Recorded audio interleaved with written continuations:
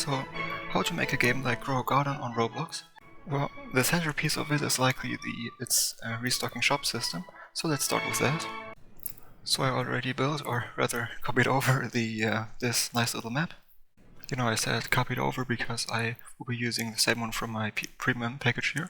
But of course we will still have to fill it with life, like with all the interactive elements, obviously. And now first you can import your existing 3D model for the shop itself, or build it in here using simple parts.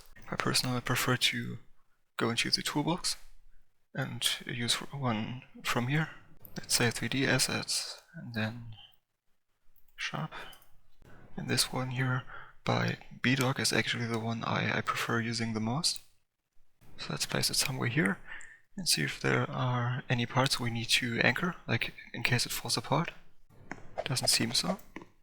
I think my premium model actually ended up chaining the 3D text to UI, but I guess that shouldn't really matter that much. Now if you would like to be able to open your shop using a UI button, you can add it here and start a UI, but I assume if you would like to have a 3D model, you will likely prefer, opening it via a proximity prompt. So let's expand it, and it will be placed wherever, depending on the part we use as a parent. So I guess let's try to find perhaps this front part right here and rename it so we can access it via code in a minute, and just add a proximity prompt. I feel like you can change the interact or action text to, open shop. So now it's showing up like so. In case it doesn't show up for you, you might want to enable, or rather disable, requires line of sight. But now the moment we've all been waiting for, let's add some code. Like in here, starter character scripts, which are being executed every time a character, like the character, local character respawns. I feel like you can rename it to shop, so we can actually detect if the proximity prompt has been triggered. So I guess first let's get access to it. If you want to make it clean and make sure it works in a multiplayer setup, you can use a variable for it, like so. This is just the hierarchy I have in my case, so shop, front, and then the proximity prompt. If there's any delay, wait for try will balance it out essentially. And this is how we can essentially detect the player triggering it, using a print test statement for now. There you go. And now let's add a UI we can open whenever this happens instead. So all graphical user interfaces that should be visible directly here on the screen need to be parented below a screen GUI. And then I think I was using a frame for the kind of background. If you replace this with 0.5 for instance, from then on whenever you rescale it, it will instead rescale, use those former values, which are the relative ones, meaning it will rescale correctly on different screen sizes. You can also test it like this. If it doesn't, again, you might have used accidentally those ladder values for X and Y. Now we can, for instance, make this brown like in the original, and add a scrolling frame, I think, which is where the items will be populated into. Do the same thing here, so Roblox knows it should use relative values instead. I feel like you can make this transparent or make it a slightly darker brown. Here, background transparency. If you don't want your users to have to trigger the proximity prompt again in order to close this, you can add a close button up here. So a text button, do my old size trick here, and change the text all the way down here to X, which is how you usually do it. I feel like you can also make it red, make the X white, text color 3, or make it bigger. You can also scale it like as long as it fits, and make it bold. And for the restock text, I guess we should also use a text label. You can also name it restock label. Go with my old trick. Let's, I guess, anchor it like this. I feel like you can align the text to the left on the X. Give it a small offset or so. Preferably using an absolute size. Make the background transparent. White text again. Let's go with, I don't know, perhaps 25 for the text size. And if you like, you can add a placeholder like restocking in 5 minutes. And make it bold again if that's your preference. I think here my Grow Garden framework, I was also using those background textures, but I want to leave them out for now to keep it simpler. But I think it would be great if we could make this green too. Overlay this in brown and without transparency then, like so. So you can at least get the idea. But now you can see that even if we add those frames, like multiple ones, which we will do via code, like for each item the shop has to offer, it doesn't really align correctly, which is because we will still have to use a UI grid layout. Or I think a list layout will work as well here. So now whenever we populate this, it aligns automatically. But for now, let's just change the size of it a bit, like so perhaps. It's probably better to use absolute values here, to be honest. Make it transparent, so it's just the container. And now we can essentially add all types of elements to it. I think in my modular system I was using those images as well as text labels for the title, stock, price, and buy with Roblox buttons. Let's keep it simple and just add a text label for the name. Like this one will be our template entry, like entry template. I can have a transparent background again. Again, if it helps, you can change the name to Apple, for instance, and give it your color of choice below here. Make sure to give it a unique name so you can reference it later down the line. Perhaps do the same thing for the stock. I think I want to have this white again, and use a dedicated placeholder value. And lastly, the buy button. Make it green with white text, I think, slightly larger. And this one won't be placeholder unless you want to set a separate text for each buy button via code. And now we need to store this template, like maybe let's rename it to template, somewhere where it doesn't annoy us later down the line. So I guess most people just parent it below the list layout, so you know, in their code they duplicate it and then parent it like this at runtime. But now finally let's hide this again, the screen GUI, by setting enable to false again. And now we need to get access to this object via our client script. But the thing is, UI at runtime isn't stored below the screen GUI. So if I enable this, you won't even notice. Like you can tell it's not the same object, because at runtime it is actually below, right here below, like your player and then player GUI. So Roblox kind of copies over all of what's in starter GUI whenever the game starts and puts it below here. So we first need to get access to our local player. This is also why, GUI in general should be in client script, but why we do it in this case. And this is how you can do it. You get access to the respective service and then access this attribute. Again, sometimes you don't actually have to use wait for trial, but it saves myself so much headache. I just started to do it almost each and every time.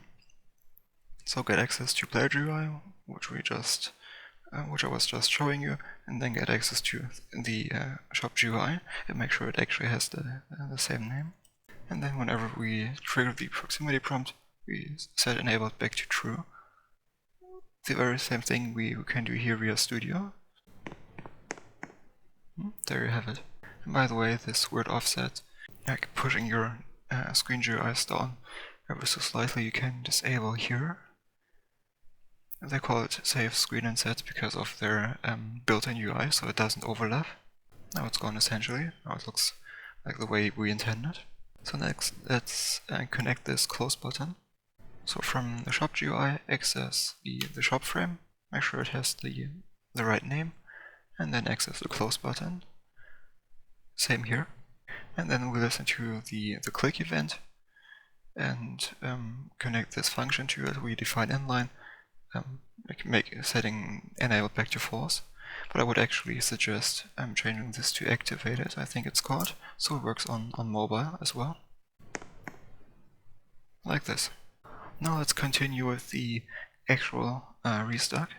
So let's add a new server script here, server script service, because it needs to be secure, so the server needs to have authority over it.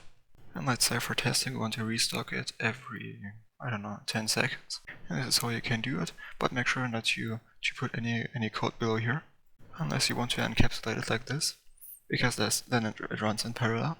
Let's have a look.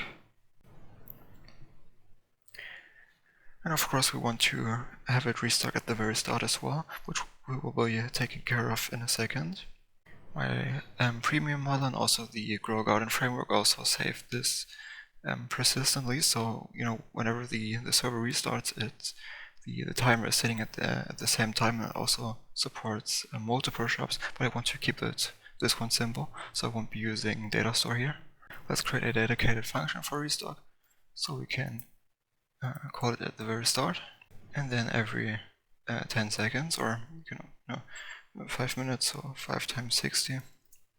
But we also need to save the current stock, so I would create an empty table up here, and then we're gonna fill it with live, like ID1, like item ID1, Apple or whatever, as a stock of 5, 2 as a stock of 0 or whatever, and this you will change at runtime. And you can put your data table, including all the items, inside here. But since we want to access it from both the client as well as the server, and it's just data, so relatively modular, my best practice is actually to create a module script inside replicated storage, like this for instance. My framework, we can also say I kind of always use the same structure, well, aside from sounds perhaps, but I don't want you to bother you with that too much now. And then the way you should do this is by adding in like the item ID. You can just make it up, but it should be an integer, and then add various attributes here, like this for instance. So now for the sake of this tutorial, we got those 2 items, and both of them have a name attribute with their respective example names, whatever you would like to have. Maybe to give you some inspiration, this is what it looks like in the current version of my Grow Garden framework. So you can also use it to store all types of settings here. But now let's get access to this data table inside our shop script. And in my case I got in replicated storage, what I would suggest you doing as well. This is how you can get access to it.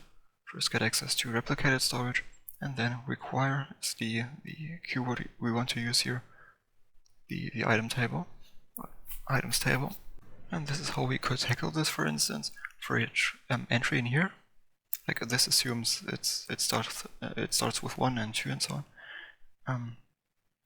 For each entry in here, we just set the stock to the maximum value of the 10 in my case. You can also add this as a custom attribute here, like I did in my premium template. And then let's print this just for testing. Alright, so we got a non-empty table, that's a good sign. And each of our items, like the apple and grapes, like as you can tell via given the ID, is set to the maximum whenever it restocks. You can also increment it by 1, but then you need to make sure it's 0 at the start instead of not having a value called null. But let's keep it like this for now. But now we need to get access to this data table from the client, so we can populate the shop and display those values, like the stock of both being 10 and the shop featuring those 2 items in the first place, and so on. And this we can do via a so-called remote function. So the client sends a signal to the server, which will be returning this data table then. And since we can call it get stock, get access to it like so. RF referring to remote function here, and this is just my notation. Again, make sure not to add code below here unless you encapsulate this in task spawn. We say whenever this signal is triggered on the server side, we send back the stock data table, the same one we were just printing in here. So for now, let's keep it simple and just update the shop whenever it is opened instead of, I don't know, every X seconds or so, whenever someone else makes a purchase.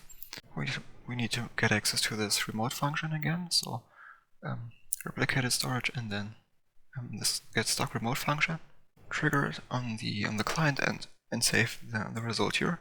Let's see if it works. So whenever I open this shop now, you can see the data being transmitted correctly. And now it's essentially the same thing. Now we use this data to for each of those iterate over those entries and add an entry to the GUI, like leveraging this template we were creating earlier. So for each item in the shop. By the way, I added those 3 lines now to get access to first the scrolling frame and the list layout and the template. Make sure those names align and you don't mess those up. And now since we want to display our template for each item, we duplicate it, like inside this loop. Change the name labels text to an example text for now, since we'll be pulling it from here instead of transmitting it. Change the stock labels text to the stock value. Actually, I think I want to do it like this. And parent it to here, to the scrolling frame, so it is aligned correctly. Let's have a look. Okay. Yeah, perfectly normal in computer science, no worries. Alright, so this is the table we got from the server, but since the table is set up in a way where at the left we got the ID and at the right we got the amount, I think it's better to change this to stock, yeah, perhaps amount, and instead of using this entire table, just use what's on the left, on the right in the table, so the amount. But however, as you will notice, whenever I open this, new items will just be concatenated, if you will, like added to the bottom, which is because we don't iterate through this entries and remove them before like re-adding them. So before even adding the first value, we perform an action for all of those existing children of the scrolling frame, and then we destroy it, but only if it is a frame. So not we need to preserve the list layout. So this should be better now. Now how to like retrieve the data from here, from the items table, so we can insert the names here, and if you edit an image, like insert the image and so on, have it the right color, like the way I was showing you here with my template. So do the same thing I was showing you earlier. And for each item in the shop, we need to access this data table, access the right item, like the current one, via its ID, and then get access to the name attribute or to the price attribute, whatever information you want to add to your shop, which we can do like this. And now it should be displayed correctly like this. Awesome. But how to make those buttons work now? Well, we can access them like this below here, if you set it up like the way I did, and then use the same activated event we use with the close button, and just use print for now to see if it works in the first place. You know, this saves us from having to search the entire code for issues later down the line, like we had a minute ago. There you go. Now we want to signal the server we want to buy an item, and this time we don't need to have any information back. Like in my case, you can always add one yourself. So let's add a remote event this time. Like by item, for instance. I'll put it below here so both the client as well as the server can access it. Get access to it in your code like this, like on the client side. And then we fire this signal essentially, and the server needs to know which item we want to buy. So let's transmit that info as well. But now we still need to catch the signal on the server side. So get access to the remote event like this. Add this code snippet so we can call whatever we write in between here whenever it is fired on the client side, or server side, I guess. The player argument is sent automatically without us having to actively pass it in here. And then the second one, being the first one here, will be the item ID. Let's see if this works. So item ID 1, 2, 1, 2, 1, 1, 1, 2, 2, 1. And this is essentially where you would introduce your validation code, I guess. I think in my treatment package, like in both, like the entire Grow Garden thing as well as the shop system, I was including an I think example logic for this. But for now, I guess it would be too complicated for this tutorial. Maybe I will tackle this in the next one.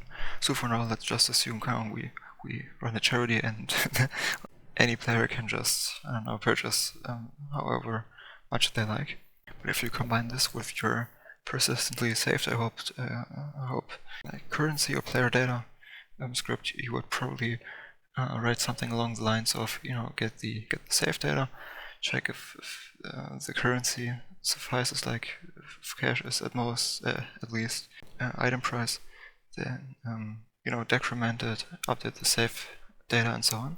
But focusing just on the shop for now, if there isn't any stock left, so you know, get the right entry from the internal stock table.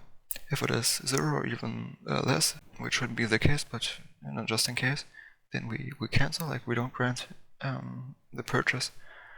Otherwise this cancels the function. So otherwise we decrease the respective integer by 1.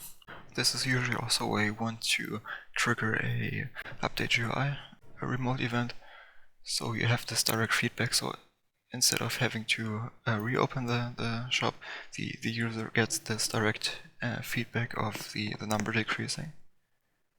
So now if I purchase an apple and reopen, you can see it saying 9 now, because in the new data table being transmitted, it's 9 now instead of 10.